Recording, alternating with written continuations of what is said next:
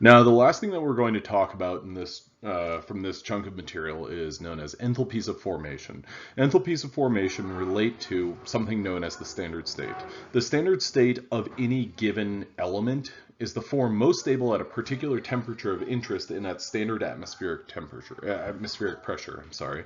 So what that relates to is whenever we have the conditions that are temperature of 298 Kelvin, and the pressure is 1 atmosphere, how does that element exist? What does it exist in? So is it a liquid? Is it a solid? Is it a gas? And so on. And what is the composition of that substance consist of? So is it like F2 for a diatomic fluorine? By definition, the standard enthalpy of formation of the most stable form of any element is going to be 0. So there are many instances where I will talk about something being in its elemental form, and that will have a standard enthalpy of formation of 0. Okay, so ultimately what that means is the enthalpy for the reaction forming a substance from the pure elements in their standard state. That is what the definition for enthalpy of formation is. So what is the energy associated with forming, say F2? Now, when we talk about enthalpies of formation, what we can use them for is ultimately to come up with what is the enthalpy of a reaction. And so what I wanted to do was highlight these two terms. So this delta H Rxn, that's the enthalpy of a reaction. And what that means is that, what that is the enthalpy change for a given reaction at standard conditions. Now, how do you relate enthalpies of formation to, so formation of different compounds to the heat of a reaction, or the enthalpy of a reaction? Well, you do that by using this equation.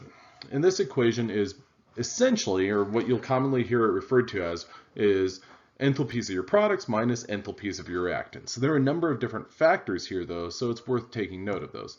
So first of all, the symbol summation, the sigma symbol, that is the sum. Okay, so that is just the symbol indicating sum. N and M, if you look, N is right here, and M is right here. So that's the number of moles of your different products and your reactants. Delta H naught sub F is the enthalpy of formation for your products and for your reactants. Now, the next we're going to go through a specific example. Now, as a practice problem, what you'll see is something like this, something that prompts you to calculate the enthalpy change for a given reaction.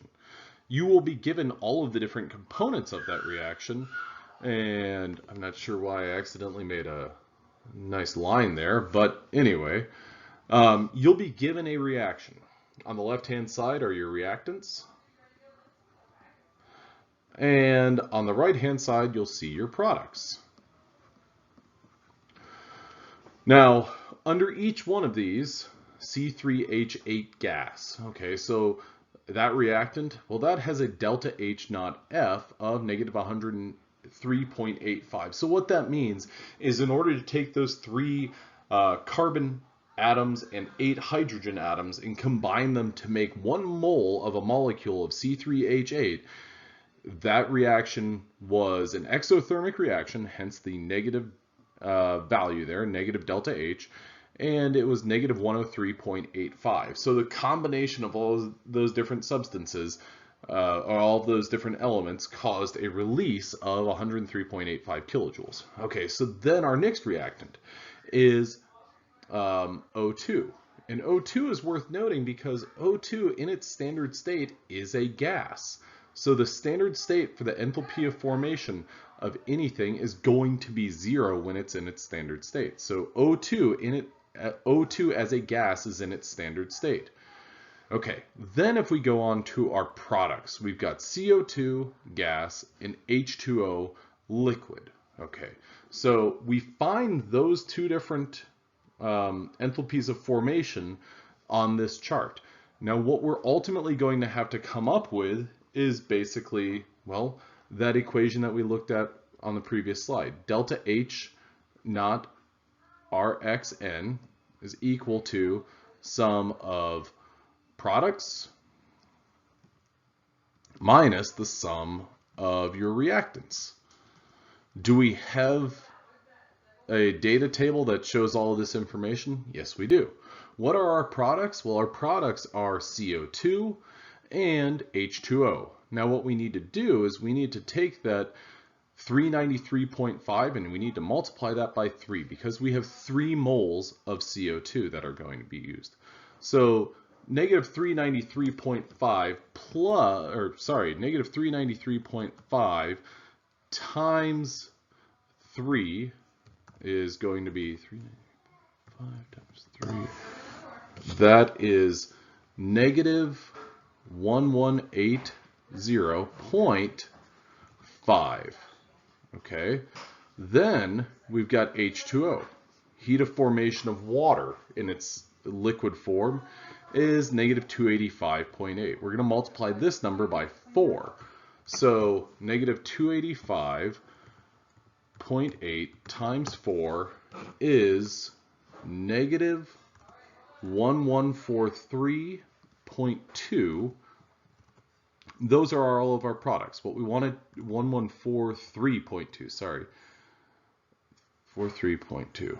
What we want to do is combine those. So 113.42 plus 1180.5, that gets us a delta H RXN, not delta H naught RXN, is equal to negative 2323.7 minus,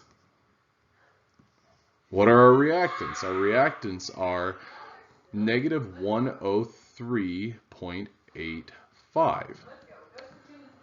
All told, that is equal to, so that means, and I always like to keep things in parentheses just so I can keep everything straight there. So that's negative 23.7, close parentheses, minus negative 103.85. And ultimately that gives me a final answer for this specific reaction of negative 2219.85. And the units for that are kilojoules per mole. All right, well, I hope this is helpful. Have a good afternoon.